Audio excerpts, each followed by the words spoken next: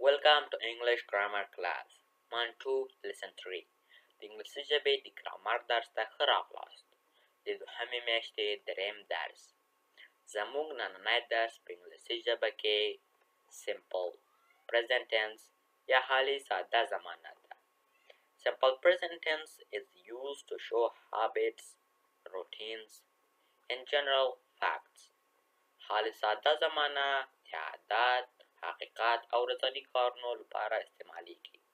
اول habit یا عادت، هغه عمل چې د یو چا عادت وي، لکه مثلا مسعود smoke cigarette. مسعود سیګریټ څکوي. سیګریټ دا د مسعود عادت ده، دې ته habit وایي.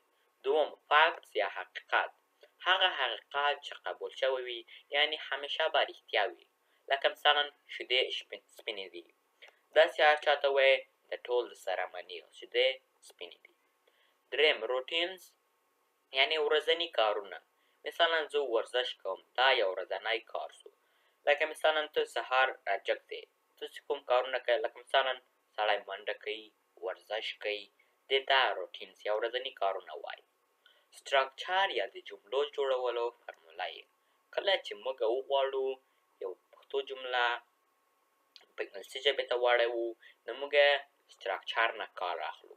که له structure نه موږ یو شی رانه پاتې سي یا موږ غلط ولیکو، نو موږ جمله غلطه راځي، یعنی سمه صحیح معنا به نه ورکوي. اول positive یا د مثبتو جملو structure یې subject plus verb یا د verb معنی حالت plus s/es plus object. موږ s هغه وخت استعمالو کله چې sh نه وي راغلی، ch نه راغلی او انداسې نه وي.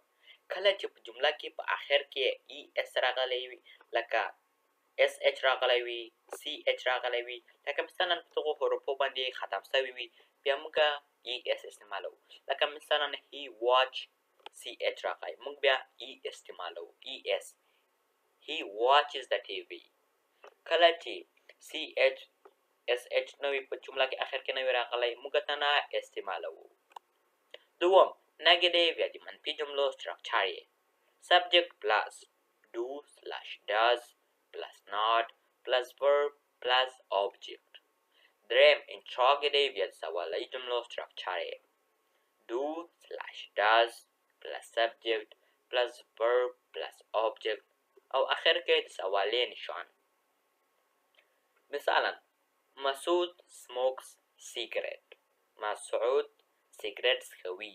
دا positive یا مثبت جمله شوه. مسعود does not smoke cigarette. مسعود سیګریټ نه څکوي، دا negative شوه. does مسعود smoke cigarette؟ آیا مسعود سیګریټ څکوي که نه؟ دا interrogative شوه. usages of simple present tense د حال ساده زمانې د استعمال ځایونه. First usage. Simple present tense is used to show habitual actions. Habitual action is an action which is used frequently or habitually. لومړی استعمال حال ساده زمانه د عادتي کارونو لپاره استعمالیږي. عادتي کار هغه کار دی چې په تکرار یا په عادتي ډول ترسره کیږي. Second usage. Simple present tense shows general fact. That is to say, something was true in the past, it is true in the present, and it will be true in the future. دوهم استعمال حال ساده زمانه کلی او عمومي حقیقتونه بیانوي. په بل عبارت هغه شی چې پر تیر وخت کې حقیقت درلود اوس حقیقت لري او په راتلونکي کې به حقیقت ولري. General facts are of two kinds. کلی حقیقتونه په دوه ډوله دي. Changeable general facts تغییر خوړونکي حقیقتونه. Unchangeable general facts نه تغییر خوړونکي حقیقتونه. اول changeable facts. مثلا I have a lot of friends. زه ډیر ملګري لرم. My car is new.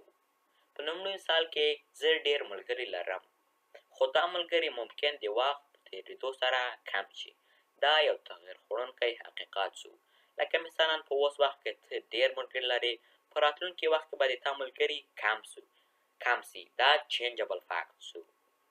په دوهم مثال کې زما موټر نوی دی، خو دا موټر د وخت په تېرېدو سره ممکن زوړ شي. دا هم تغییر خوړونکی حقیقت شو. لکه مثلا اوس موټر د تا نوی دی اخیستی، خو راتلونکي کې به ټکر وسي یا به بل څه پې وسي، خو زوړ به شي. دا هم چینجبل فیکټ شو. دوم unchangeable general facts، نه تغییر خوړونکي حقیقتونه. مثلا the earth moves around the sun، ځمکه د لمر په شاوخوا ګرځي. الله جل جلاله is one، الله جل جلاله یو دی. Ali is a man، علي یو سړی دی. اول مثال کې ویلي موږ ځمکه د لمر په شاوخوا ګرځي، یعنې ځمکه ګرځېدل د لمر په شاوخوا کې تغییر نسي خوړی، لکه ځمکه به همیشه د لمر له خوا تاویږي. دا unchangeable general fact شو، نه تغییر خوړونکی حقیقت. په دوهم مثال کې الله جل جلاله یو دی، یعنې الله جل جلاله یووالی هېڅکله تغییر نه شي خوړی. لکه مثلا الله جل جلاله به همیشه یو وي، الله جل جلاله دوه نسي کېدی. دا هم جنرال فیکټس یا unchangeable general facts. په دریم مثال کې علي یو سړی دی، نو علي هېڅکله تغییر نشي خوړی، یعنې مثلا هغه به همیشه سړی وي. Third, you said simple present tense can be also used for a planned future action in series of an action or a future event that is a part of a fixed timetable or fixed program scheduled future. دریم استعمال حال ساده زمانه د نږدې راتلونکي پلان شوي عمل چې حتما واقع کیږي او پرله پسې اعمالو یا راتلونکو حادثه کې د ثابت تقسیم اوقات یا پروګرام یو شکل دا استعمالیدلی شي. مثلا the president visit Pakistan next Friday، ولسمشر به راتلونکې جمعه له پاکستان څخه لیدنه وکړي. I will go to Kandahar tomorrow، زه به کندهار ته سبا لاړ شم، یعنې سبا ته زه کندهار ته ځم.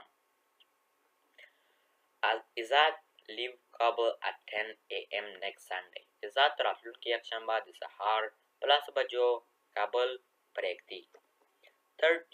Fourth, you said simple present tense is also used to introduce a question narration in a historical event in the past time.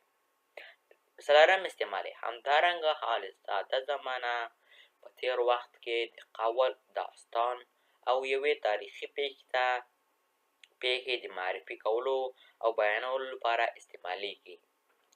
مثلا حضرت علی رضی الله تعالی عنه says one who teaches me a word is my master.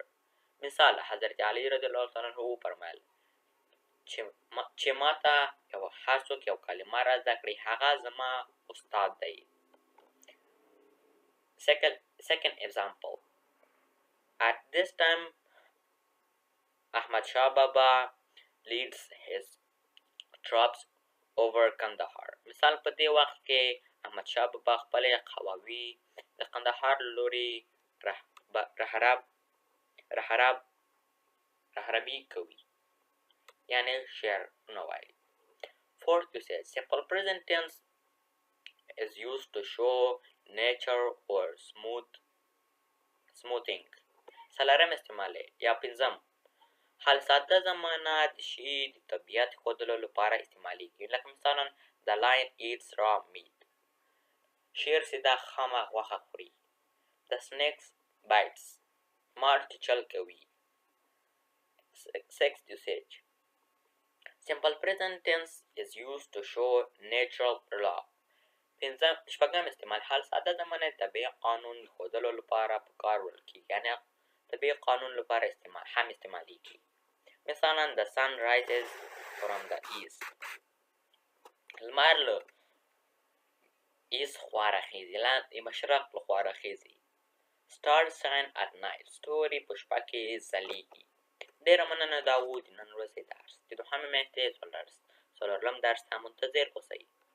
Please wait for the fifth lesson of the second month. دا ویډیو له ملګرو سره مو هم شریکه کړئ. Please share this video with your friends too. Thank you for watching. له کتلو نه مو مننه.